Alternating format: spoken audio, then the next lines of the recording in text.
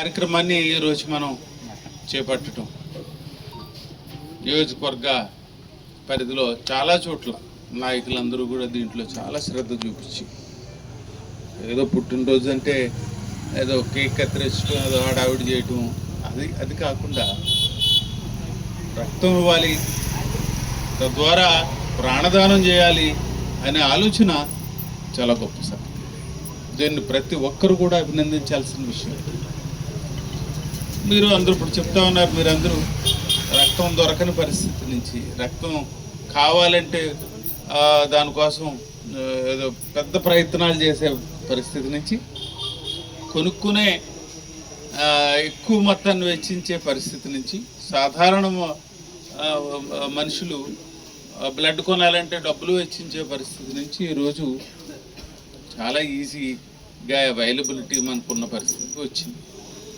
దీనికి కారణం ఏమిటంటే ఈరోజు మెగాస్టార్ గారి చిరంజీవి గారి కాలై ఉండొచ్చు, లేకపోతే మన నాయకుడు పవన్ కళ్యాణ్ గారి కాలై ఉండొచ్చు.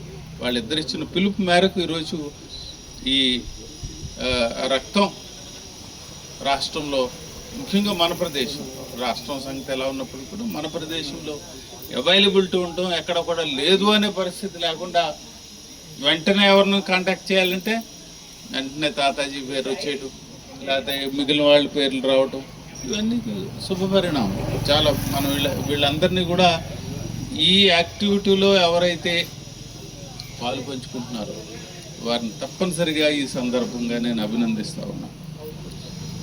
తాతాజీ గారిని కానీ అటు మన ఈ లక్ష్మణరావు కానీ వీళ్ళు ఆర్గనైజ్ చేస్తున్న బాబీ ఒకటి బాగా నాకు ముందుకు అనిపిస్తూ ఉంటాడు. ఎక్కడున్నాడు?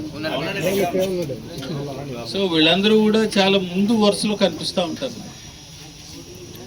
మొన్న మనకి రాజుల్లో బ్లడ్ గురించి అనుకుంటే వెంటనే ఒక శిబిరం పెట్టేయటం, వెంటనే ఏదో కార్యక్రమాన్ని ఆసరా చేసుకుని ఒక కార్యక్రమం పెట్టేసేయటం, బ్లడ్ డొనేషన్ క్యాంప్ కాల్పడి, ఇదొక మంచి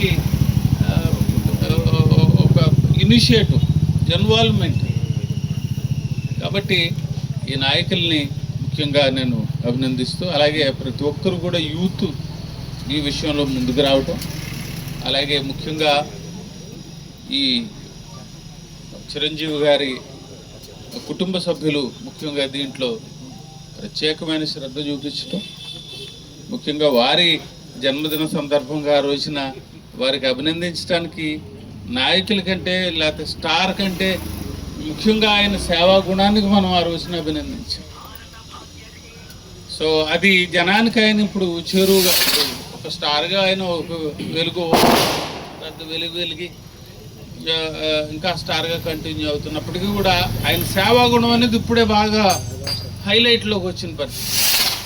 కాబట్టి ఈ సందర్భంగా ఆయన జన్మదినానికి మనం ఆ రోజున శుభాకాంక్షలు చెప్పుకున్నాం. అలాగే రేపు రాబోయే మన పవన్ కళ్యాణ్ గారి జన్మదినోత్సవం సందర్భంగా మనం నియోజకవర్గ పరిధిలో చాలా చోట్ల మనం కార్యక్రమాలు పెట్టుకున్నాం. ఆయనకి ముందస్తుగా ఆయనకి జన్మదిన శుభాకాంక్షలు తెలియజేసుకుంటూ ముఖ్యంగా